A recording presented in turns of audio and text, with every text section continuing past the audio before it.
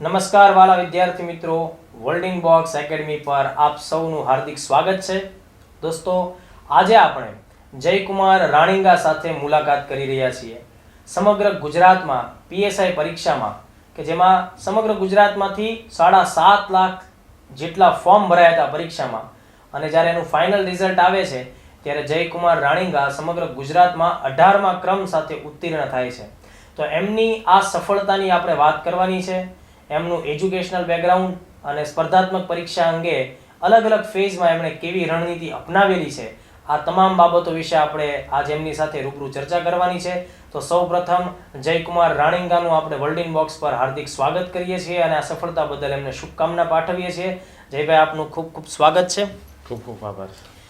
સૌપ્રથમ દોસ્તો, આપણે જયભાઈ પાસેથી એ જાણીએ કે એમણે આ અગત્યની ગણાતી પીએસઆઈ પરીક્ષામાં અલગ અલગ ફેઝમાં કેટલા માર્ક્સ એમને મળ્યા છે, જેના લીધે એ ઓલ ગુજરાત 18મા નંબર સાથે પાસ થયા છે. તો સૌથી પહેલા આપણે એમની ફિઝિકલ ટેસ્ટના માર્ક્સ જાણીએ. તો જયભાઈ, આપને ફિઝિકલ ટેસ્ટ રનિંગમાં કેટલા માર્ક્સ મળ્યા છે? મને રનિંગમાં 39 માર્ક્સ મળેલા છે, જે મેં 5 કિલોમીટર 21 મિનિટ અને 56 સેકન્ડમાં કમ્પ્લીટ કરેલું હતું. 21 મિનિટ અને 56 સેકન્ડ એટલે 39 માર્ક્સ તમને મળેલા છે. ઓકે, ખૂબ સરસ. ત્યારબાદ પ્રિલિમ્સ પરીક્ષામાં 100 ગુણમાંથી આપ કેટલા માર્ક્સ મેળવી શક્યા હતા? પ્રિલિમ પરીક્ષામાં મારે 78.75 માર્ક્સ હતા. Okay, good. અને મેઇન્સમાં તમારું ટોટલ થિયરીનો ટોટલ કેટલો થાય છે? મેઇન્સમાં થિયરીનો ટોટલ 400 માર્ક્સમાંથી 290.25 માર્ક્સ હતા. 290.25 માર્ક્સ. તો દોસ્તો, આ રીતે જયભાઈએ પ્રેક્ટિકલ ટેસ્ટ એટલે ફિઝિકલ ટેસ્ટ છે રનિંગ 5 કિલોમીટર, એમાં 39 માર્ક્સ મેળવ્યા, અને 400 માર્ક્સની જે થિયરીની ટેસ્ટ હોય છે એમસીક્યુ ઓએમઆર ઉપર આધારિત, એમાં એમણે 290.25 માર્ક્સ મેળવ્યા. તો આ રીતે ટોટલ એમનો જે સ્કોર થાય છે એ 343.76 માર્ક્સનો થાય છે, ઇન્ક્લુડિંગ એ પોતે સ્પોર્ટ્સ ઇવેન્ટ સાથે પણ સંકળાયેલા છે સતતપણે, એટલે સ્પોર્ટ્સના પણ એમને 14.51 જેટલા માર્ક્સ એ મળવાપાત્ર થયેલા છે. તો આ એમની બેઝિક બાબતોને આપણે ધ્યાનમાં લીધી. હવે જયભાઈ, અમે તમને આગળનો પ્રશ્ન એ પૂછીએ છીએ કે અત્યાર સુધીમાં તમે કઈ કઈ સ્પર્ધાત્મક પરીક્ષાઓ આપી અને એ બધામાં આપનું શું પરિણામ રહ્યું? સૌપ્રથમ જ્યારે મેં પરીક્ષા આપવાનું નક્કી કરેલું હતું ને સ્ટાર્ટ કરેલું હતું, ત્યારે ક્લાસ 3 માટે સ્ટાર્ટ કરેલું હતું. ઓકે. એટલે મેં અને સાથે સાથે જીપીએસસીની એક્ઝામ આપેલી હતી અનુભવ માટે. ખ્યાલ પડે. Okay, good. કે થોડીક વધારે લેવલની પણ એક્ઝામ આપીએ તો આપણે અનુભવ મળે. વર્ગ 3માં તમે કઈ કઈ પરીક્ષાઓ આપી? વર્ગ 3માં મેં સૌપ્રથમ આસિસ્ટન્ટ ડેપો મેનેજરની એક્ઝામ આપેલી. ઓકે. ત્યારબાદ બિન સચિવાલયની સિનિયર ક્લાર્કની, કોન્સ્ટેબલ, પીએસઆઈ, હેડ ક્લાર્ક, આ બધી એક્ઝામ્સો આપેલી હતી. ઓકે. અને ક્લાસ 1-2માં કઈ કઈ મુખ્ય પરીક્ષાઓ અથવા કઈ કઈ મેઇન એક્ઝામ્સને તમે ટાર્ગેટ કરેલી? ક્લાસ 1-2માં ટાર્ગેટ તો નહોતો કરેલો, રાઈટ, પણ અનુભવ માટે મેં એકવાર 1-2ની એક્ઝામ આપેલી, ડીવાયએસઓ, પીઆઈ, એ બધી પરીક્ષાઓ એક્ઝામ આપેલી હતી. ઓકે. વર્ગ 3માં અત્યાર સુધીમાં કેવી સફળતા મળેલી? વર્ગ 3માં સૌપ્રથમ તો આસિસ્ટન્ટ ડેપો મેનેજર જે આપેલી હતી સૌપ્રથમ એક્ઝામ, ત્યારે મારે ક્લાસીસ ચાલુ હતા હજી. બરાબર. અને ત્યારે તેમાં સફળતા નહોતી મળી. તે પછી મેં એટીડીઓની એક્ઝામ આપેલી, તેમાં પણ નહોતી મળી. સૌપ્રથમ સફળતા મને સિનિયર ક્લાર્કમાં મળેલી હતી. ઓકે. જે પ્રિલિમ ક્લિયર થઈ હતી. એમાં કેટલા ગુણ મળ્યા આપને? એમાં પ્રિલિમમાં મારે 143 માર્ક હતા. 143. 200માંથી 143. તો એ ખૂબ સારો સ્કોર ગણો. હા. ત્યાર પછી એની સીપીટી આપી અને તેમાં પણ ફાઇનલ સિલેક્શન થઈ ગયેલું. ફાઇનલ સિલેક્શન એમાં પણ થયું છે. પછી કોન્સ્ટેબલમાં થયેલું છે અને પીએસઆઈની એક્ઝામ થયેલું છે. ખૂબ સરસ. તો જો મિત્રો, આ રીતે સિનિયર ક્લર્ક જેવી પરીક્ષા, પોલીસ કોન્સ્ટેબલ જેવી પરીક્ષા અને પોલીસ સબ ઇન્સ્પેક્ટર, આવી પરીક્ષા 3 અલગ અલગ પરીક્ષાઓમાં વ્યક્તિ સફળ થાય છે. તો આ બધી પરીક્ષાઓમાં એમનામ જ સફળતા નહીં મળી હોય, એમની પાછળ એમનું હાર્ડવર્ક, ડેડિકેશન, ફોકસ વર્ક રહેલું હશે, એમાં તૈયારીનું સાતત્ય જળવાયેલું હશે, અને તો જ આપણને આવા કેન્ડિડેટ્સ મળે છે કે જે એક સાથે ઘણી બધી એક્ઝામ્સની અંદર સફળતા મેળવે છે. તો હવે આપણે જયભાઈના ફેમિલી અને એના વતન વિશે થોડી માહિતી મેળવીએ. તો જયભાઈ અમને જણાવો, આપનું વતન વિશે જણાવો, આપનું ગામ, તાલુકો, જિલ્લા વિશે જણાવો. હું ગીર સોમનાથ જિલ્લાના સૂત્રાપાડા તાલુકાના ઘંટિયા પ્રાંચી ગામમાંથી બિલોંગ કરું છું. બરાબર. ગીર સોમનાથ જિલ્લો છે એમાં બહુ બધા ઉમેદવારો ઉમ્મીદ સાથે તૈયારીઓમાં લાગતા હોય છે. મતલબ બધી પરીક્ષાઓમાં ગીર સોમનાથ જિલ્લા છે એના વિદ્યાર્થીઓની સફળતા જોવા મળે. એની પાછળ શું આમ કારણો તમને દેખાય છે?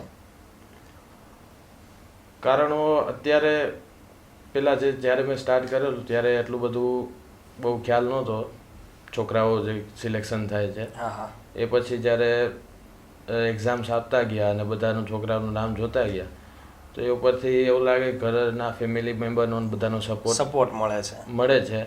અને બીજા ઘણી અત્યારે સંસ્થાઓ પણ કાર્યરત છે, જેથી ગીર સોમનાથ જિલ્લાના છોકરાઓ પણ બધા સફળતા મળે છે અને ફિલ્ડમાં આગળ વધે છે. ઓકે.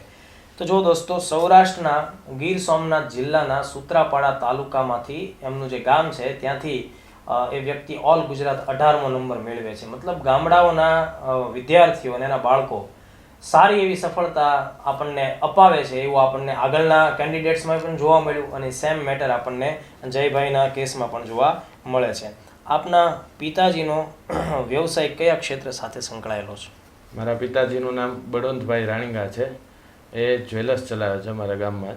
જ્વેલર્સ ચલાવે છે. ઓકે. અને માતાનું નામ જ્યોતિબેન છે. બરાબર. તે ઘરકામ કરે છે. હાઉસવાઈફ છે. ઓકે. એ સિવાય ફેમિલીમાં અન્ય કયા મેમ્બર્સ? નહીં, અમે અત્યારે ફેમિલીમાં 3 મેમ્બર છો. ઓકે. તો આપના પિતાજી છે જ્વેલર્સનું કામ સંભાળે છે. ઓકે. એ કેટલું ભણેલા છે? એ 9-10 સુધી કમ્પ્લીટ કરેલું છે. વધારે હાયર સાઈડ નથી ભણેલા. હા. ઓકે. તો તમે જ્યારે આ ફિલ્ડમાં સફળ થયા, સમાચાર મળ્યા કે ભાઈ ઓલ ગુજરાત PSI જેવી એક્ઝામમાં 18મો નંબર આવ્યો, આ સમાચારથી માતા પિતા ઉપર આમ શું એના રિએક્શન કેવા રહ્યા? સૌપ્રથમ તો એમને ખાલી એ જ જાણવાનું રહેતું કે પાસ થયો કે ફેલ થયો. બરાબર. અને પાસ થયો હોય તો પણ સારું, અને આપણે સફળતા ના મળેલી હોય તો પણ કંઈ વાંધો નહીં, એવું કાંઈ ના. હા, બસ આગલી એક્ઝામ માટે બરાબર તૈયારી કરો. પણ PSIની એક્ઝામ એ પહેલાં મારે સિનિયર ક્લાર્કનું થઈ ગયેલું હતું, એટલે ખુશી તો હતી જ, પણ સાથે સાથે જ્યારે એ વધારે ખબર પડી કે 18મો રેન્ક છે એટલે થોડી વધારે ખુશી અને ગર્વની લાગણી અનુભવતા બધા. વાહ. ના, એ હકીકત આપણે અગાઉ પણ વાત કરી અને અહીંયા એ વાતને હું રિપીટ કરીશ કે જ્યારે સ્પર્ધાત્મક પરીક્ષામાં કોઈ એક ઉમેદવાર સફળ થાય છે ત્યારે એ પોતે એનું ગૌરવ તો અનુભવે વ્યક્તિગત ધોરણે, એ તો બહુ સામાન્ય અને સહજ બાબત છે. પણ તમારી સાથે તમારી સફળતાથી તમારા દરેક ફેમિલી મેમ્બર્સ અને હિતેચ્છુ વ્યક્તિઓ હોય છે એ પણ આનંદ અને ગૌરવની લાગણી અનુભવતા હોય છે. હવે મારો નેક્સ્ટ ક્વેશ્ચન એ છે કે આ તૈયારી દરમિયાન વિવિધ તબક્કાઓમાં તમને ક્યારેય એવા અનુભવો થયા છે કે ભાઈ બહારના લોકોએ તમને કીધું કે ભાઈ આ તારાથી નહીં થાય, તારે આની જગ્યાએ તારા માતા પિતાને મદદ કરવી જોઈએ વ્યવસાયમાં, આટલા વર્ષોથી તમે તૈયારી કરતા હો, કમાવાની ઉંમર છે, આવો માહોલ અથવા આવો કોઈ અનુભવ તમને થયેલો ખરો? જ્યારે આપણે ગ્રેજ્યુએશન કમ્પ્લીટ કરી લઈએ એટલે જનરલી થોડી આવા બધા ક્વેશ્ચનો રહેતા હોય છે. બરાબર. બધા છોકરાઓને ફેસ કરવા પડે છે, અને કોઈ પણ કારણોસર આપણે આ ફિલ્ડ ચૂઝ કરેલી હોય, બરાબર, અને 24-25 વર્ષ થઈ જતા હોય એટલે પછી ક્વેશ્ચનો બધા પૂછે. ઘણા પોઝિટિવ રીતના પણ પૂછતા હોય છે અને નેગેટિવ રીતના પણ પૂછતા હોય છે. બરાબર.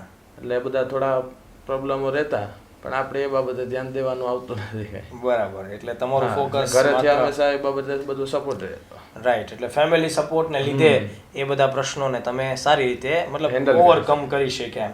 ઓકે. સામાન્ય રીતે વિદ્યાર્થીઓને તૈયારી દરમિયાન આર્થિક મુશ્કેલીઓનો સામનો કરવો પડતો હોય, તો શું આવી આર્થિક મુશ્કેલીઓનો સામનો તમે કરેલું? આર્થિક મુશ્કેલીનો સામનો જનરલી તો ઘરેથી કોઈ સારો સપોર્ટ હતો એટલે માટે બહુ જરૂર નથી પડેલી. બરાબર. એટલે હું ખાલી મારા તૈયારીમાં જ ફોકસ કરી શક્યો, સાથે મારે કોઈ જોબ કરવાની કે કાંઈ જરૂર નહોતી પડેલી. બરાબર. અને એવું હતું ત્યારે મિત્રનો પણ અને બીજા ફેમિલી, કઝિન બ્રધરનો અને બધાનો સપોર્ટ. વાહ, ખૂબ સરસ. તો સામાન્ય રીતે વિદ્યાર્થીઓને આર્થિક પ્રશ્નો ને લીધે ઘણું બધું દબાણ પણ સહન કરવું પડતું હોય તો જનરલી આ પ્રશ્નો વિદ્યાર્થીઓને અમુક અંશે અસર કરતા હોય છે, પણ જયકુમારને એ પ્રશ્નોનો એટલો એ હદે સામનો નથી કરવો પડ્યો. જ્યારે જ્યારે જરૂર પડી ત્યારે એમણે એમના મિત્રો પાસેથી તે કંઈક ને કંઈક મદદ મેળવતા હશે. ઓકે, તમે જ્યારે અગાઉની પરીક્ષાઓમાં કેટલીક પરીક્ષાઓ આપી, આ સીધા તો તમે સિનિયર ક્લર્કમાં પાસ નથી થયા, એની અગાઉ તમે વર્ગ 3ની પરીક્ષાઓમાં ફેલ થયા અને 1-2માં તો તમે માત્ર અનુભવ ખાતર આપેલી. તો અમુક જે પરીક્ષાઓ આપીને જ્યારે એમાં ફેલ થયા તો એ સમયે તમારા પરિવારની અને નજીકના અંગત હિતેચ્છુ મિત્રો છે એમની શું સલાહ રહેલી અથવા એમનું કેવું રિએક્શન રહેલું? ફેમિલીમાં અને મિત્રોમાં કદી હંમેશા પોઝિટિવ રિએક્શન જ રહેલું. બરાબર. એવું નથી કે શા માટે હવે તમે પાસ નથી થયા, તૈયારી નથી કરતા, એવું કશું. હંમેશા સપોર્ટ મળેલો, કેમ કે એમને આપણે જે જાણતા હોય છે એને ખબર જ હોય છે આપણે કેટલી મહેનત કરતા હોય છે. રાઈટ. અને આ બધી બાબતમાં સપોર્ટ મળે, પોઝિટિવ રિસ્પોન્સ મળતો કે વાંધો નહીં, આ પરીક્ષામાં આપણે પાસ નહીં થયા તો આગલી પરીક્ષામાં થશું, કોઈને કોઈ સમય તમે હજી તૈયારી ચાલુ રાખો, એવી પ્રેરણા હંમેશા મળતી રહેતી. ખૂબ સરસ. તો જો દોસ્તો, ઉમેદવાર સફળ ત્યારે જ બનશે જ્યારે એમને એમના નજીકના વ્યક્તિઓ છે એ માનસિક રીતે પૂરો સપોર્ટ આપશે. ઘણીવાર એ વસ્તુનો અભાવ પણ કેન્ડિડેટ્સને તકલીફ આપતો હોય છે. તો દરેક સાથીદાર મિત્રો, તમારી આસપાસના જે પણ તૈયારી કરતા મિત્રો છે, જે તે સમયે કોઈને કોઈ કારણોસર પરીક્ષામાં ફેલ જાય છે અને તમે જાણો છો કે ભાઈ એ વ્યક્તિ મહેનતુ છે, રખડપટ્ટી કરવાવાળા નથી, તો આવા કેસમાં જે જેન્યુઅન કેન્ડિડેટ છે એમને સહયોગ આપો, એમના સાચા મિત્ર બનો, એમના સાચા અને સારા ફેમિલી મેમ્બર્સ બનો, તો ભવિષ્યમાં ચોક્કસપણે એ વ્યક્તિ એક ડગલું મૂકશે અને સફળતા એને મળશે. મિત્રો, હવે આપણે જયભાઈની પાસેથી એમનું એજ્યુકેશનલ બેકગ્રાઉન્ડ અને એમાં એમનું પરફોર્મન્સ કેવું હતું આ બાબતોને જરાક જાણીએ. તો જયભાઈ, જણાવો કે આપનું પ્રાઇમરી સ્ટડી એજ્યુકેશન કયા સ્થળે થયેલું છે? મેં મારું પ્રાઇમરી શિક્ષણ ઘંટિયા પ્રાથમિક શાળામાંથી કમ્પ્લીટ કરેલું છે. બરાબર. 7 ધોરણ સુધી તમારી ગામની પ્રાથમિક શાળા છે તેમાં. એ દરમિયાન તમે સ્પોર્ટ્સ કે કલ્ચરલ એક્ટિવિટીઝમાં ભાગ લેતા? સ્પોર્ટમાં તો સ્પોર્ટ તરફ પહેલેથી ઝુકાવ રહેલો છે થોડો. ઓકે. અને બીજી સાયન્સ ફેર હોય કે એવી કોઈ એક્ટિવિટી બરાબર હોય તો એમાં રેગ્યુલરલી ભાગ લેતા? હા. બરાબર. નાનપણમાં શું વિચારેલું આગળ થઈને મોટા થઈને શું બનવું છે, આવો કોઈ દિવસ વિચાર કરેલો અથવા કોઈ પ્રશ્ન પૂછેલો? વર્દી પ્રત્યે પહેલેથી થોડું વધારે લગાવ હતો. હા, નાનપણમાં પણ જવાબ એ જ નીકળતા કુદરતી, આર્મી અથવા પોલીસ. આર્મી અથવા પોલીસ, એ જ આમ દિમાગમાં એનું આકર્ષણ વિશેષ હતું. હા, વધારે. એનું શું કારણ? એનું મને એવું લાગે છે કે મેઇન કારણ તો મારા ફાધર જ છે.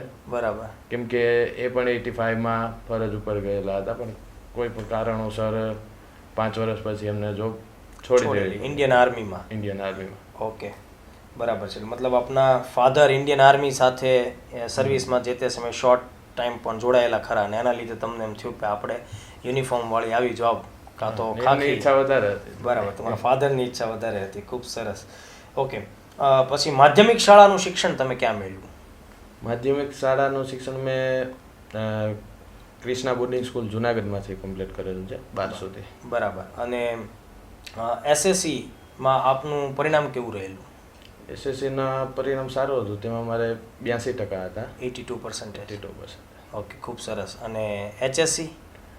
12માં મારે સાયન્સ ટીમ સાથે કમ્પ્લીટ કરેલું, જેમાં મારે 81 PR હતા પર્સન્ટાઇલ.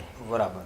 મતલબ તમારું બંને બોર્ડનું રિઝલ્ટ 80%થી ઉપર, એટલે કે તમે ભણવામાં પહેલેથી સિન્સિયર ફોકસ્ડ હશો અને એના લીધે જ આ પરિણામ સુધી તમે પહોંચેલા છો.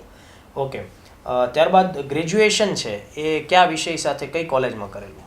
ગ્રેજ્યુએશન મેં મિકેનિકલ એન્જિનિયરિંગ કરેલું. ઓકે. ને પારુલ યુનિવર્સિટીમાંથી બરોડામાંથી કમ્પ્લીટ. બરોડા પારુલ યુનિવર્સિટીમાંથી મિકેનિકલ એન્જિનિયરિંગ સાથે. તેમાં મારે 7.41 CGPA આવેલા. ખૂબ સરસ. મતલબ અત્યાર સુધીની તમારી એજ્યુકેશનલ જે પ્રાઇમરીથી લઈ અને એન્જિનિયરિંગ સુધીની સફર છે એ સરેરાશ ડિસ્ટિંક્શન લેવલની રહેલી છે. મતલબ પહેલેથી જ વ્યક્તિ શિક્ષણની અંદર ફોકસ છે અને વધુ ને વધુ પોતાની તાકાત પ્રમાણે સારામાં સારા રિઝલ્ટ તરફ આગેકૂચ કરે છે.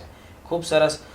શું આપે એન્જિનિયરિંગ મિકેનિકલ બ્રાન્ચમાં પૂર્ણ કર્યા પછી કોઈ પ્રાઇવેટ ફિલ્ડમાં જોબ માટે એપ્લાય કરેલી અથવા તો કોઈ કેમ્પસ ઇન્ટરવ્યૂ છે એમાં પાર્ટિસિપેશન કરેલું? ના, નથી. પ્રાઇવેટ ફિલ્ડમાં આજ સુધીમાં અપ્રોચ નથી કરેલો. ઓકે, તો સરકારી નોકરી મેળવવી છે, ઊંચું પદ લેવું છે, એના માટે આવી કોમ્પિટિટિવ એક્ઝામ્સ આવે છે, બરાબર, અને હવે મારે તૈયારી જ કરવી છે. આ પ્રકારની પ્રેરણા તમને કેવી રીતે અને ક્યાંથી મળી? ગ્રેજ્યુએશન કમ્પ્લીટ કર્યા પછી હવે આગળ શું કરવું એ વિચારતા હતા. બરાબર. ત્યારે થોડી પ્રાઇવેટ સેક્ટરમાં ઈચ્છા હતી, પણ 12 પછી ફાધરની વધારે ઈચ્છા હતી ગવર્મેન્ટ જોબ. ત્યારે ગ્રેજ્યુએશન કમ્પ્લીટ કરવામાં એ સમય જતો રહ્યો. બરાબર. અને એ પછી જ્યારે કોન્સ્ટેબલના 1-2 પેપર જોયેલા, બીજા મિત્રોને પણ સાથે ઇન્ટેન્શન રહેલો. બરાબર. એટલે પછી મેં આ ફિલ્ડ તરફ ખાસ કરીને એમાં મેઇન ફોકસ પોલીસની ભરતીઓ ઉપર રહેલો.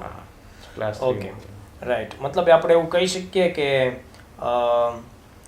ગ્રેજ્યુએશન પૂર્ણ કર્યા પછી તમે આ તૈયારીના ક્ષેત્રમાં આગળ આવ્યા. Okay, good. તો જો દોસ્તો, જયકુમાર રાણીંગાના સક્સેસ કેસમાં આપણને એ જ જોવા મળે છે કે એમણે પોતાની તૈયારી ગ્રેજ્યુએશનના અભ્યાસક્રમને પૂર્ણ કર્યા પછી શરૂ કરેલી. એટલે તમારે એમાં કોઈ ચિંતા કરવાની જરૂર નથી કે સર મારું ગ્રેજ્યુએશન પૂર્ણ થઈ ગયું, અમારી પાસે ઓછો સમય છે.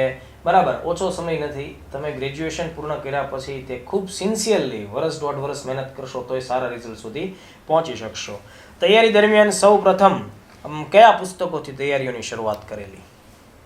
તૈયારી શરૂ કરેલી ત્યારે બહુ ખ્યાલ તો હતો નહીં કઈ રીતના પુસ્તકો વાંચવા, પણ ક્લાસીસ ચાલુ કરેલા વોલ્યુમ બુક્સમાંથી. બરાબર. આપ ગાંધીનગર બ્રાન્ચના સ્ટુડન્ટ છો? બરાબર, રાઈટ. તો વર્લ્ડિંગ બોક્સ એકેડમી ગાંધીનગર જોઈન કરી, બરાબર, જ્યારે તમે શરૂઆત કરી એ સમયે મતલબ તમારું આમ કોન્ફિડન્સ લેવલ અને નોલેજ એ કયા લેવલે હતું? સ્પર્ધાત્મક પરીક્ષાની વાત કરું તો કોન્ફિડન્સ પણ 0. બરાબર. અને નોલેજ પણ 0. બરાબર. કેમ કે આ લાઈન જ નહોતી. એન્જિનિયરિંગ ફિલ્ડમાંથી આવીને આપણી આખી લાઈન ચેન્જ થઈ ગયેલી હતી. તો એકેડમી જોઈન કર્યા પછી શું થયું? મતલબ પછી ધીમે ધીમે કેવી રીતે તમે આ બધું સમજતા ગયા, શીખતા ગયા? મતલબ એકેડમી જોઈન કરવાથી શું ફાયદાઓ થયા? એકેડમી જોઈન કરવાથી મેઇનલી તો જરૂરી સૌથી પહેલાં આપણો હોય છે બેઝ કેવો બનાવવો હોય. ઓકે. પાયો તમારો મજબૂત હશે, રાઈટ, તો તમે આગળ કોઈ તકલીફ રહેવાની જ નથી. બરાબર. એ માટે એકેડેમી જ્યારે સ્ટાર્ટ કરી અને જે રીતના ક્લાસીસમાં કહેવામાં આવતું એ જ રીતના મેં સ્ટાર્ટ કરેલી. બરાબર. જેથી પાયો મજબૂત થઈ ગયો અને પછી રિવિઝન સમયે કોઈ પણ પ્રોબ્લેમ નહોતી રહી. વિષયો સમજવામાં તકલીફ ના રહેતી.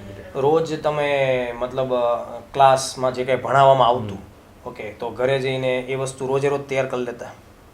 આ ક્લાસમાંથી જે કહેવામાં આવતું એ બધું, મતલબ જે તમને ડેઈલી ટાસ્ક કે ટાર્ગેટ આપવામાં આવે, હા, એ તમે ઘરે જઈને ખૂબ સારી રીતે કમ્પ્લીટ કરતા? કમ્પ્લીટ કરી. ઓકે, ખૂબ સરસ. જો મિત્રો, જે અહીંયા એક બાબત તમારે ખાસ સમજવાની છે અને એને અનુસરવાની છે તે, તમે જ્યારે એકેડમી જોઈન કરો છો ત્યારે તમે ચોક્કસ પ્રકારે અમુક રકમ એકેડમીને આપો છો, બરાબર, તમારો સમય ઇન્વેસ્ટ કરો છો. તો એ પછી જ્યારે તમને એકેડમી તરફથી જે માર્ગદર્શન આપવામાં આવે છે, જે પ્રકારનો ટાર્ગેટ, જે પ્રકારનો ટાસ્ક તમને આપવામાં આવે છે, તમારે એ પ્રકારે કામ કરવું પડે. મોટાભાગના વિદ્યાર્થીઓ એકેડમી જોઈન કર્યા પછી પણ પોતાની રીતે જ ચાલતા હોય છે. એના લીધે પરિણામ શું આવે છે કે એકેડમી ઉપર કંઈક અલગ વિષયનું ગાઈડન્સ મળતું હોય, અલગ સબ્જેક્ટ ચાલતો હોય, તમે પોતાની રીતે કંઈક અલગ વિષયો ઉપર કુસ્તી કરતા હોય. એના લીધે શું થાય કે સમય પસાર થાય, બેચ પૂરી થાય ત્યારે ન તો તમે ક્લાસની નોટે તૈયાર કરી શકો કે ન તમારી પર્સનલ ટાસ્ક હોય એ પૂરો કરી શકો.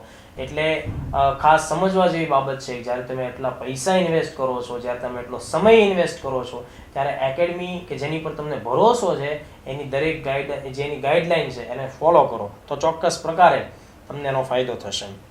જયભાઈ, તમે દરરોજ સરેરાશ કેટલી કલાકની તમારાથી મહેનત થતી હતી? શરૂઆતમાં તો હું 3-4 કલાકની મહેનત કરતો. ત્યારે ક્લાસીસ ચાલુ હતા. ક્લાસમાંથી જે કહેવામાં આવતું એ બધું કમ્પ્લીટ કરું ને એ પછી સાથે સાથે કોઈ પણ એક વિષય બીજો લઈ લે, જે પણ વિષય સબ્જેક્ટ સિલેબસમાં આવતો હોય. બરાબર. જનરલી સબ્જેક્ટ બધા હોય એમાંથી કોઈ પણ એક વિષય વધારે તો બરાબર. સમય આપતા હમ. ને એ રીતના લાઈનમાં બધા વિષયો કમ્પ્લીટ કરેલા. ધીમે ધીમે ઈ પછી 3-4 કલાકમાં હા જે 3-4 કલાકમાંથી એ 6 કલાકથી 8 કલાક અને લાસ્ટ ટાઈમે 12-13 કલાક સુધી પણ પહોંચાડેલો છે. ખૂબ સરસ. તો જો એ જ બાબત દોસ્તો શીખવાની ને સમજવાની છે આ રેન્કર્સ સ્ટુડન્ટ્સ લોકો પાસેથી કે ભાઈ સમગ્ર ગુજરાતમાં 7.5 લાખ લોકોએ એવી ઈચ્છા વ્યક્ત કરેલી કે ભાઈ આપણે પીએસઆઈ થવું છે અને એમાંથી માત્ર 1382 નામ શોર્ટ લિસ્ટ થવાના છે અને એમાં જયભાઈનું નામ 18મું છે. તમે એમના જ શબ્દોમાં સાંભળ્યું કે શરૂઆતમાં જ્યારે બેચ જોઈન કરે છે ત્યારે 3-4 કલાકનું રીડિંગ થાય, ધીમે ધીમે એ વધારીને 6 કલાક 8 કલાક અને જેમ પરીક્ષા નજીક આવે છે 12 થી 13 કલાકનું રીડિંગ એમના દ્વારા થાય છે. એમનામ કાંઈ આ સફળતાઓ ઉપરથી વરસાદની જેમ વરસી નથી દોસ્તો. એના માટે 12-13 કલાક સતત તમારા અભ્યાસમય રહેવું એ સામાન્ય રીતે કોઈ પણ માટે તકલીફ વાળું, એની તકલીફમાંથી જયભાઈ પસાર થયા છે અને એના લીધે જ આપણને એટલી ઉજ્જવળ રેન્ક આપીને આપણી એકેડમીનું ગૌરવ વધારેલું છે. તમારી આ જે મહેનત છે એમાં મહેનત દરમિયાન તમારું ફ્રેન્ડ સર્કલ કેવું રહ્યું અને એ મિત્રોની શું ભૂમિકા રહી? ઘણા બધા મિત્રોની ભૂમિકા રહેલી. એમાં સૌથી મોટો શ્રેય હું આપવા માંગુ છું વિશાલ વાજા. સુખ દુઃખનો સાથી કહી શકું. બરાબર. જેની સાથે અમારે ભાઈ જેવું બોન્ડિંગ છે. ઓકે. અમારે હું એને લગભગ 12-13 વર્ષથી ઓળખું છું. ઓકે. 10મા ધોરણથી એને ઓળખું છું. કોલેજમાં પણ અમે સાથે હતા અને અત્યારે પણ સાથે જ તૈયારી કરીએ છીએ. ઓકે. તો અને એ પછી ફિઝિકલ બાબતની વાત કરું તો નિલેશ ચાવડા અને પ્રવીણભાઈ સૂર્યવંશી, જે હાલ પ્રવીણભાઈ સૂર્યવંશી જે ગુજરાત પોલીસમાં જ છે, કમાન્ડોમાં છે. ઓકે. અત્યારે હાલ ફરજ બજાવી રહ્યા છે. બરાબર. તો આ બધા મિત્રોએ તે તમને વધતા ઓછા અંશે પોતપોતાની રીતે સપોર્ટ ઘણા મિત્રો છે. રાઈટ. તો દોસ્તોનું મહત્વ તો છે જ દોસ્તો. આ ફિલ્ડની અંદર સારું સર્કલ બનાવવું પડે અને એમની સાથે તમારી તૈયારી છે એને સારી દિશામાં આગળ લઈ જવી પડે. એટલે તૈયારી કરો છો તો આવા વધુ નહીં મિત્રોના ટોળા ન બનાવો, પણ એવા અંગત 2-4 મિત્રો રાખો જેની સાથે તમે તમારી લિમિટેશન્સને શેર કરી શકો, તમારી તૈયારી છે એની કચાશને શેર કરી શકો અને એ લોકોના સપોર્ટથી તમે એ બધી જ બાબતોમાંથી બહાર આવી શકો. ઓકે, ખૂબ સરસ. હવે જે ભાઈ આગળનો સવાલ એ છે કે આ તૈયારી દરમિયાન તમને કયા કયા વિષયો પ્રમાણમાં તૈયાર કરતી વખતે અઘરા લાગેલા અને કયા વિષયો તમને પ્રમાણમાં સહેલા લાગેલા? અઘરા વિષયો તો કોઈ કહી શકે એવા છે નહીં.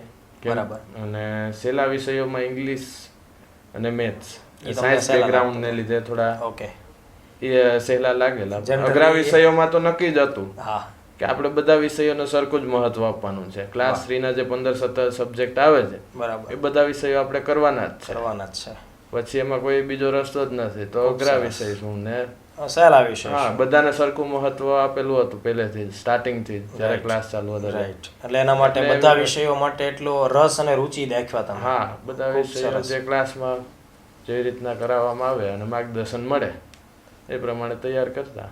કોઈ પણ વિષયોમાં પ્રોબ્લેમ નથી આવતી. તો જો મિત્રો, તૈયારી વખતે ઘણીવાર એવું બનતું હોય કે કેન્ડિડેટને કોઈ 1-2 વિષયમાં રસ પડી જાય.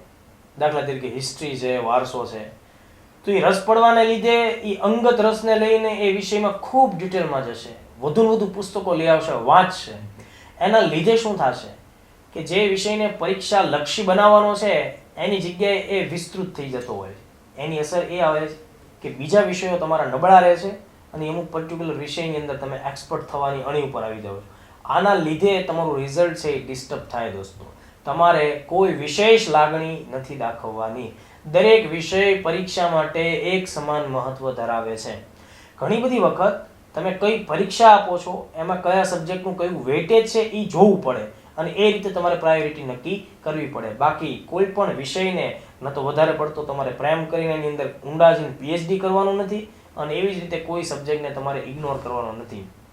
જયકુમાર રાણીંગાની સક્સેસની જે સ્ટોરી છે એમાં આ એક મહત્વનું તત્વ તમારી સામે આવે છે દોસ્તો, કે દરેક વિષયને સરખી સંભાવના દ્રષ્ટિકોણથી જોશો તો તમને વિષય અઘરો નહીં લાગે અને એક વાત તમે સ્વીકારી લો કે આ તો તમારે કરવાનું જ છે, આના સિવાય છૂટકો જ નથી.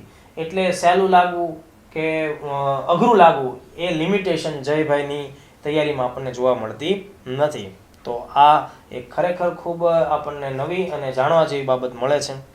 ઓકે, આગળનો સવાલ જયભાઈ રિવિઝન ઉપર છે. રિવિઝન અંગે તમારો શું અભિપ્રાય છે? રિવિઝન તો જરૂરી હોય જ છે, કેમ કે એક વખત સિલેબસ તો આપણે 2-3 મહિના કે 4 મહિના કે 6 મહિનામાં કમ્પ્લીટ કરી નાખીએ. રાઈટ.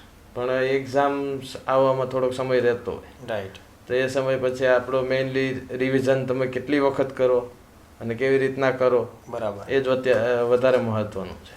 તમારી શું રણનીતિ રહેલી રિવિઝન બાબતે? રિવિઝન જ્યારે હું કરતો હોઉં છું ત્યારે આગલા જે પૂછાયેલા ક્વેશ્ચન હોય, બરાબર, એ બધા ક્વેશ્ચનને ફેર નોટ હોય એમાં એડ કરતો જાઉં. જે જગ્યાએ હોય અને આપણે ક્વેશ્ચન વસ્તુ ના આવડતી હોય, બરાબર, તો આપણે ફેરબુકમાં એડ કરતું જાવ. ફેરબુક એટલે ક્લાસમાં જે ક્લાસ નોટ જે બનાવેલી હોય, ક્લાસ નોટ છે. હા, ક્લાસ નોટ હોય તો જે ડિફિકલ્ટ ક્વેશ્ચન આગલા પૂછાયેલા હોય, રાઈટ, કે એને નજીકનું જે બધું ક્વેશ્ચન હોય એ બધું આપણે ક્લાસ નોટમાં એડ કરતો જાવ. બરાબર. અને પછી એ વસ્તુ રિવિઝન, મતલબ રિવિઝનનો કોઈ એમ ચોક્કસ સમય ખરો કે અઠવાડિયે એકવાર રિવિઝન કરતા અથવા ડેઈલી બેઝ ઉપર કરતા? ના, વન બાય વન સબ્જેક્ટ જ. ઓકે, સબ્જેક્ટ પૂરો થતો જાય એમ તમે એનું રિવિઝન એ તે સ્ટાર્ટિંગમાં તો એવી રીતના કરતો. પછી જ્યારે ક્લાસ કમ્પ્લીટ થઈ ગયા હતા, રાઈટ, એ પછી હું one by one subject cover કરતો. ઓકે, તો દોસ્તો રિવિઝન વગર રિઝલ્ટ નથી એ બાબત આપણને જયભાઈ પણ એ જ વસ્તુ સમજાવે છે. તમે નવું વાંચો છો, પણ વાંચેલું લાંબો સમય યાદ રાખવા માટે તમારે એની ફરીથી એની રીડિંગ કરવું પડશે, રિપીટેશન એનું કરવું પડશે. એના જે ફેક્ટ્સ છે, જે બધા તથ્યો છે, ક્યારેક તારીખ સાલ આવતી હોય, કોઈ આંકડાકીય માહિતી આવતી હોય, વ્યક્તિ સ્થળના નામ આવતો હોય, આ બધાને વારંવાર તમારે રિવાઇઝ કરવા પડશે. તો રિવિઝનનું મહત્વ છે દોસ્તો. જો તમારી પાસે રિવિઝનની સ્ટ્રેટેજી નથી તો તમે એ સ્ટ્રેટેજીને અપનાવો, એ સ્ટ્રેટેજીને ડેવલપ કરો. અધરવાઇઝ રિઝલ્ટ અને આપણી વચ્ચે ઘણું બધું અંતર રહી જશે. ઓકે, જયભાઈ, મારો નેક્સ્ટ ક્વેશ્ચન છે એ વર્ગખંડમાં તમે શું નિયમિત રીતે ટેસ્ટ આપતા, અને આપતા તો એનું શું રિઝલ્ટ રહેતું? વર્ગખંડમાં તો નિયમિત રીતે ટેસ્ટ તો આપણે જે તૈયારી ચાલુ કરે છે, તો આપણે જે ધ્યેય કે લક્ષ્યાંક છે, રાઈટ, મેઇનલી તૈયારી કરવાનો છે. તો તૈયારીનો પાર્ટ જ છે. ઓકે, તો ટેસ્ટ આપણે નિયમિત ટેસ્ટો આપતો, બરાબર, એ જરૂરી પણ છે. ઓકે, અને એકેડમી ઉપર તો આપણે રોજ ટેસ્ટ લઈએ જ છીએ, રિવિઝન ટેસ્ટ લઈએ છીએ. એમાં એનું જે રિઝલ્ટ તમારું આવતું, એ તમે ધારતા એ મુજબનું આવતું કે એનાથી નબળું આવતું? કેવું રિઝલ્ટ આવતું?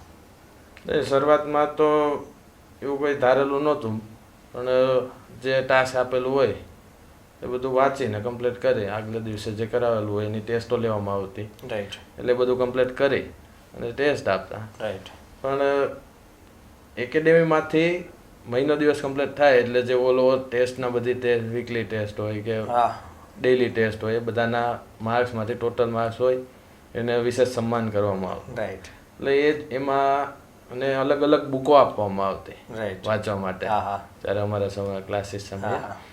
એટલે એ જોઈને પછી પ્રેરણા થઈ. હા, પ્રેરણા વધારે મળી રહેતી. બરાબર, કે ભાઈ આપણે માર્ક્સ જેટલા આવેલા છે એમાં વધારી શકીએ છીએ. રાઈટ.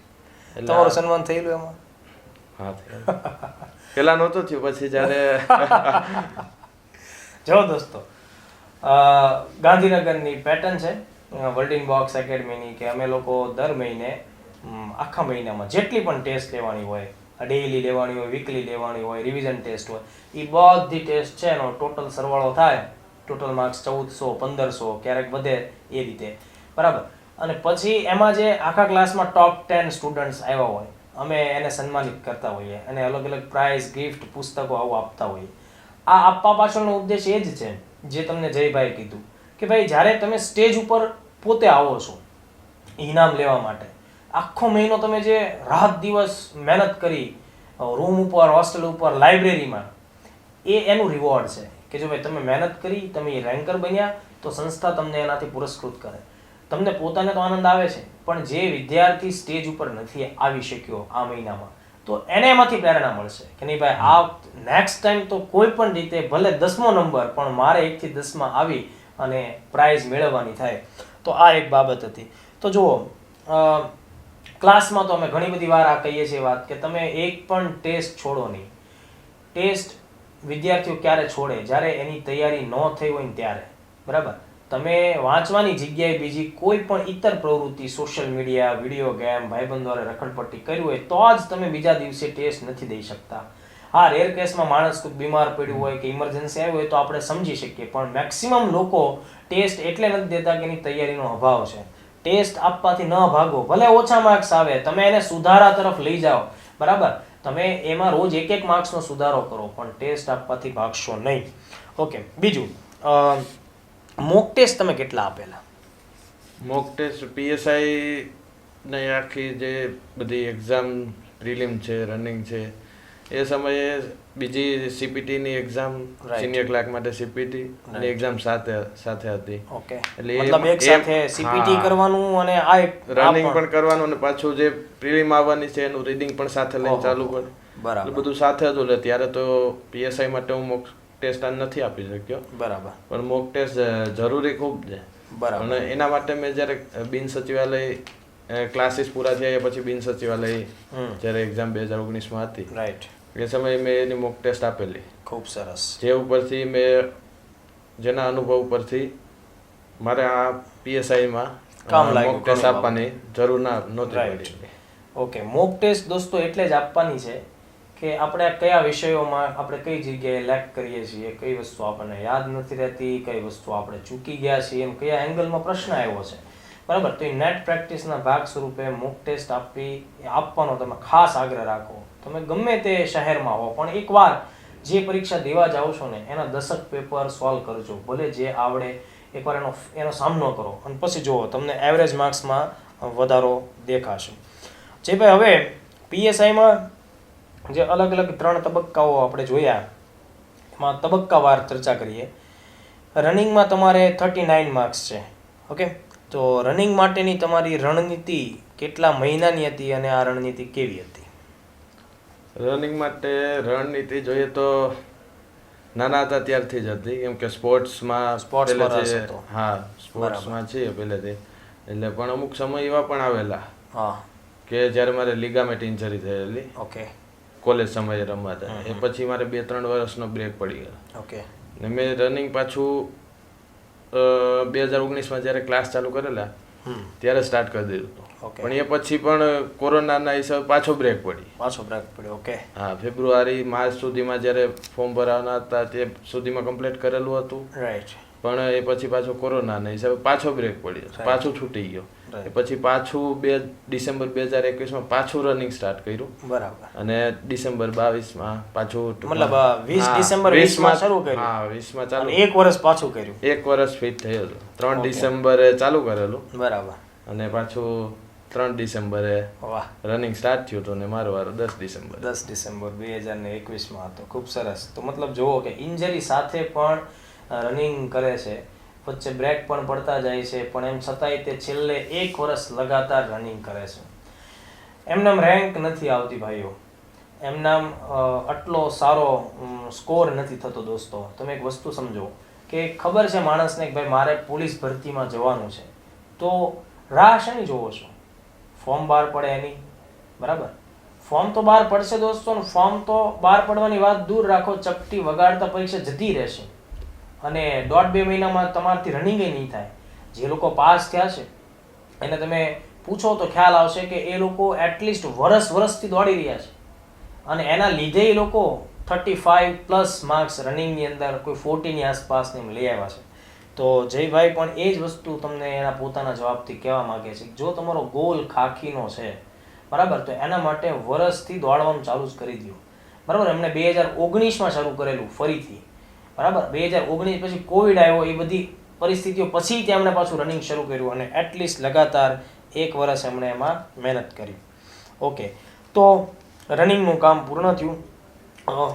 હું એવું માનું છું કે આ બધી તૈયારીઓને લીધે પ્રિલિમમાં કોઈ ખાસ તમારે સ્ટ્રેટેજી બનાવવાની આમાં જરૂર નહીં પડી હોય, કારણ કે ઓલરેડી તમે જીએસ ને બધું વાંચીને આવ્યા છો. પ્રિલિમ્સમાં કેટલા માર્ક્સ થયા તમારે? પ્રિલિમમાં અમારે 78.75 માર્ક્સ હતા. 78.75. ખૂબ સરસ. મુખ્ય પરીક્ષામાં 4 પેપર છે, એમાં ગુજરાતી, અંગ્રેજી, કાયદો અને જીકે જીએસ. ઓકે, ગુજરાતીમાં જયભાઈ કેટલા માર્ક્સ મેળવ્યા તમે? ગુજરાતીમાં અમારે 70 માર્ક્સ હતા. 70 માર્ક્સ હતા. અને એના માટે તૈયારી કેવી રીતે કરી ગુજરાતીના પેપર માટે? તે મેઇન તો ક્લાસમાંથી કમ્પ્લીટ બેઝ કરાવેલો હતો. ઓકે. એ પછી મેં ક્લાસ નોટની સાથે સાથે જે આપણી ટેક્સ્ટ બુક છે રાઈટ, એ ટેક્સ્ટ બુકમાંથી વોકેબ ને એ બધી Vocab. વસ્તુ છે એ બધી વસ્તુ વોકેબ એમાંથી કવર કરેલું. GCRT text books. હા, ટેક્સ્ટ બુક છે. ઓકે, મતલબ કે ગુજરાતીના પેપરમાં જે ક્લાસ નોટ તમને ઉપયોગી થઈ ગ્રામરમાં ક્લાસ ગ્રામર માટે. ઓકે. પછી એ જ રીતે અંગ્રેજી વિષયમાં કેટલા માર્ક્સ મળવા પાત્ર થયા તમને? અંગ્રેજી વિષયમાં મારે 79 માર્ક્સ હતા. 79 માર્ક્સ. ઓકે. અને એની રણનીતિ કેવી રહી? એમાં પણ એ જ ગ્રામરનો પોર્શન આવ્યો, જે ક્લાસ નોટ જે બનાવેલી હતી એમાંથી જ કમ્પ્લીટ કરે. અને વોકેબ માટે તો જે ટોપિક જે હતા, અને Right. મેઇનલી તો એ વસ્તુ કે જે ટોપિક અમુક ટોપિક લિમિટેડ હોય ગ્રામરમાં પણ, જે જેમ કે ઇડિયમ્સ છે, ફ્રેઝલ વર્બ છે, વન વર્ડ સબસ્ટિટ્યુટ છે, એ લિમિટેડ છે. અને એવી જ રીતના સિનોનિમ્સ, એન્ટોનિમ્સ છે, તેની કોઈ લિમિટ નથી. તો સૌ પ્રથમ મેં આવી રીતના અલગ અલગ ટોપિક ગોતી અને કમ્પ્લીટ કર્યો. લિમિટેડ કયું છે ને પહેલા? ઇડિયમ્સમાં આપણે ખબર છે કે 500 ઇડિયમ્સ તમે કરી લ્યો, તેમાંથી 80% આવવાના જ છે. બરાબર. બહાર જાય જ નહીં. બહાર ના છે, સાચું. પછી વન વર્ડ સબસ્ટિટ્યુટ છે, તો એ 500-700 કરી લીધા. બરાબર. મેઇન જે બે SSC ની બુક્સમાં જે બધી જે વધારે પૂછાતો હોય એ બધા ગમશે. ફ્રેઝલ વર્બ કરી લીધા, હોમોનિમ્સ, હોમોફોન્સ કરી લીધા. અને એ બધામાંથી સિનોનિમ્સ, એન્ટોનિમ્સ બધા થઈ જ જતા. મતલબ કે જે તમે વોકેબ્સ ની તૈયાર કરી એમાં તમને કામ લાગે. હા. ઓકે. કાયદો વિષય, એના માટેની શું રણનીતિ રહી જયભાઈ? કાયદો એક પહેલેથી હતું તો ખરી કે પોલીસ લાઈનમાં આપણે ક્યારે ને ક્યારે જવાનું છે અને એક્ઝામ આપવાની જ છે. આપવાની જ છે. બરાબર. તો કોરોના સમયે બીજું કોઈ રીડિંગ નહોતું કરેલું. બરાબર. કાયદો આજે 8-9 મહિના એટલે પછી યુટ્યુબમાં વિડીયો જોઈ અને મેઇન જે મેજર એક છે એ ત્યારે કમ્પ્લીટ કરી લીધા. બરાબર. કેમ કે એ સમયે નવું વસ્તુ હોય તો આપણે જાણવાનું થોડુંક વધારે રહે, તો એ ત્યાં એ સમયે 2 જણો ત્યારે કમ્પ્લીટ કરી લીધો હતો. બરાબર. અને પછી એન ટાઈમે જ્યારે મેઇન્સ હતી ત્યારે વોલિંગ બોક્સ ની આપણે જે બુકમાંથી પાછળથી વનલાઇનરના ક્વેશ્ચન બરાબર એ બધા થોડું એડ કરી દીધું. રાઈટ. અને એ બધું વાંચી અને કાયદા વિષય કમ્પ્લીટ કર્યો. ઓકે. અને કાયદા વિષયમાં કેટલા ગુણ મળ્યા તમને? કાયદામાં મારે 77 ગુણ. 77. અને જીકે જીએસ નું જે ચોથું પેપર છે એમાં કેટલા માર્ક્સ મળ્યા? એમાં 63 માર્ક. 63 માર્ક્સ મળ્યા. તો આ રીતે એમણે PSIના અલગ અલગ ફેઝમાં હિંમતથી કામ કર્યું અને આટલી હરીફાઈ હોવા છતાં પણ એમણે પોતાની તૈયારીને આગળ વધારી અને સારા સ્કોર છે એ પ્રાપ્ત કર્યા છે. ઓકે. ક્યારેય તમને એવું લાગેલું આ તૈયારી દરમિયાન કે ભાઈ હું થોડો કંટાળી ગયો, થાકી ગયો અને હવે આ બધું થોડું મૂકી દેવું છે, એવું ક્યારે ફીલ થયેલું? અમુક ટાઈમે એવું થાય છે. આપણે ઘણી વખત નિષ્ફળતાને હિસાબે પણ થતું હોય છે. બરાબર. અથવા કોઈ એવી પરિસ્થિતિ આવી જતી હોય રાઈટ. કે કોઈને કોઈ કારણોસર એક્ઝામ લેટ જાય, રાઈટ. કે પછી લેવાઈ ગયા પછી પણ કોઈ ટેકનિકલ ઇસ્યુ અને આ બધી બાબતોને લીધે પેપર પાછા કેન્સલ થાય. સારું એવું પરફોર્મન્સ આપ્યું છતાં આપણે રાહ જોવી પડે. ઓકે. એ સમયે થોડી તકલીફો રહે. તો જો દોસ્તો, જે બધા કોમન પ્રશ્નો ગુજરાતભરના કેન્ડિડેટ્સે ફેસ કર્યા છે છેલ્લા 2-3 વર્ષોની અંદર, બરાબર, કોવિડ અને એની પછીના સમયમાં અમુક પરીક્ષાઓ ડિલે થઈ, અમુક પરીક્ષાઓ લેવાયા પછી કેન્સલ થઈ, CPT લેવાયા પછી કેન્સલ થઈ, એ બધાની પાછળ કંઈક ને કંઈક કારણો હશે દોસ્તો. અને એ બધા એવી સ્થિતિઓનો એવો સમય હોય કે જેમાં સિન્સિયર કેન્ડિડેટ્સ હોય ને એને થાક લાગે. બાકી જેના પેપર નબળા ગયા હોય એને તો એમ જ થાય કે હજી આ 2 વાર કેન્સલ થાય તો આપણને કંઈક ફરીથી કંઈક ચમત્કાર થઈને ચાન્સ લાગે. પણ જે લોકોએ સિરિયસલી મહેનત કરી છે એમના માટે આ બધી સ્થિતિનો સામનો કરવો મુશ્કેલ હોય તો એનો કોઈ સોલ્યુશન નથી. એનું એક જ સોલ્યુશન છે કે તમે લોકો લગાતાર તમારા ફિલ્ડમાં ગમે તે થાય કામમાં આગળ વધો, બરાબર. જે દિવસે ફાઇનલ રિઝલ્ટ આવશે તે દિવસે આપણું નામ એમાં હશે. તો હવે આગામી સમયમાં શું આયોજન છે કે PSI તરીકે બસ આમાં સંતોષ છે, રાજી છીએ કે આગામી સમયમાં કોઈ બીજી પરીક્ષાઓનો ટાર્ગેટ કરો? એક જે કામ હાથમાં લીધું હતું એ તો આપણે કમ્પ્લીટ કરી લીધું છે, એનો સંતોષ અને એની ખુશી તો છે. ખૂબ સરસ. પણ હવે આપણે સ્ટોપ તો થવાનું નથી, કઈ કોઈને કોઈ બીજું લક્ષ્ય બનાવશું. રાઈટ. મેઇન પોલીસ લાઈનમાં છે તો પોલીસ લાઈનમાં જ આગળ વધવાનું. PI કે DYSP કે ઈચ્છા રાખવા. ખૂબ સરસ, ખૂબ સરસ. ઓકે. તો જયભાઈ, આપની સાથે આ જે ચર્ચાઓ થઈ એનાથી ઉમેદવારોને ડાયરેક્ટ ઇનડાયરેક્ટલી ખૂબ જાણવાનું મળ્યું અને એ જે લોકો તૈયારી કરે છે એમાં અત્યાર સુધી એમણે શું નથી કર્યું અથવા શું ચૂકી ગયા છે એનું પણ તમારા જવાબો ઉપરથી એ લોકોને ખ્યાલ આવશે. અંતે તૈયારી કરતા ઉમેદવારોને તમારા તરફથી શું વ્યક્તિગત ધોરણે સંદેશ છે? મારા તરફથી એક જ સંદેશ રહેશે કે કન્ટિન્યુટી સૌથી વધારે મહત્વની છે. ખૂબ સરસ. જે સમય તમે આ ફિલ્ડમાં છો, જેટલો પણ સમય છો ત્યાં સુધી તમે એમાં કન્ટિન્યુ રહો. બરાબર. ઘણા મિત્રો મેં જોયેલા છે કે વચ્ચે બ્રેક લઈ લેતા હોય છે. એક્ઝામ નથી ઓકે તો આપણે બ્રેક લઈ લે 2-4 મહિના, પછી જ્યારે એક્ઝામ આવે ત્યારે પાછું સ્ટાર્ટ કરે, તો પાછું આપણે પહેલેથી 0થી પાછું સ્ટાર્ટ કરવું પડે. રાઈટ. એટલે એ વસ્તુ ના કરો. બને ત્યાં સુધી તમે કન્ટિન્યુટી રાખો અને કદી આપણે એ ના થવું જોઈએ બરાબર કે આપણે બધું આવડી ગયું છે આ સબ્જેક્ટ, અને કદી એમ પણ ના થવું જોઈએ કે આપણે કંઈ આવડેલું જ નથી, આપણે કંઈ આવડતું. રાઈટ. જેથી કે આપણે એવું ના થાય કે આપણે આવડેલું બધું આવડી ગયું છે, એના હિસાબે આપણે વધારે ને વધારે વાંચતા રહીએ, વધારે જાણતા રહીએ. રાઈટ. અને કંઈ આપણે આવડતું નથી એવું ના રાખે, જેથી આપણે નેગેટિવ ના બને. આવડશે નહીં, બેલેન્સ લેવલ રાખો. હા, બેલેન્સ મેઇન એ વસ્તુ હું કહીશ કે બરાબર મારા તરફથી એ રહેશે. રાઈટ. ખૂબ સરસ જયભાઈ, ખરેખર તમારી સાથે વાત કરીને ખૂબ આનંદ થયો, અને આ લેક્ચરના માધ્યમથી આપણે ગુજરાતભરના ઉમેદવારોને ઇનડાયરેક્ટલી મળી રહ્યા છીએ અને એમને આ બધી વાતો સમજાવી રહ્યા છીએ. તો દોસ્તો, આપ પણ જયભાઈમાંથી પ્રેરણા મેળવો, અને એ વ્યક્તિએ જે રીતે પોતાની મહેનતને સતત ચાલુ રાખી, બ્રેક પાડ્યા વગર, થાક્યા પાક્યા વગર, એમ તમે તે એ દોરમાં ચાલુ રાખો તૈયારી. તમને જાણીને નવાઈ લાગશે દોસ્તો, એમનું રિઝલ્ટ આવી ગયું છે, એમ છતાંય તે હજી ગાંધીનગરમાં રહીને આગળની તૈયારીઓ કરી રહ્યા છે. પરિણામ છે છતાંય, બરાબર. તો હજી પણ એ હોસ્ટેલમાં જ રહે છે, અને આગામી સમયમાં કે સંભવ છે કે સર પીઆઈની પરીક્ષા આવે કે ડીવાયએસપી આવે, તો હું અત્યારથી જ એના માટે સાયલેન્ટલી મહેનત મારી ચાલુ રાખું, જેથી કરીને જે ટ્રેનિંગ શરૂ થાય, અમારું નવું પોસ્ટિંગ આવે દરમિયાન જે અમને થોડો સમય મળે એમાં હું મારા 1-2 વિષયો સારી રીતે તૈયાર કરી લઉં. તો આવી બધી સ્પિરિટ હોવી જોઈએ દોસ્તો. આવી સ્પિરિટ હોય ને ત્યારે તમને કોઈ નથી હરાવતું. અને છેલ્લે હું તમને એક વાત કહીશ, તમને તમારો એક પણ હરીફ નથી હરાવતો. તમને જો કોઈ હરાવે છે ને તો એ તમારી અંદર રહેલી આળસ છે ને એ તમને હરાવે છે. દોસ્તો, ફરીથી આવા જ ઉમેદવારોની સાથે આપણે મળતા રહેશું. વહેલી તકે મળશું. જય હિન્દ, જય ભારત.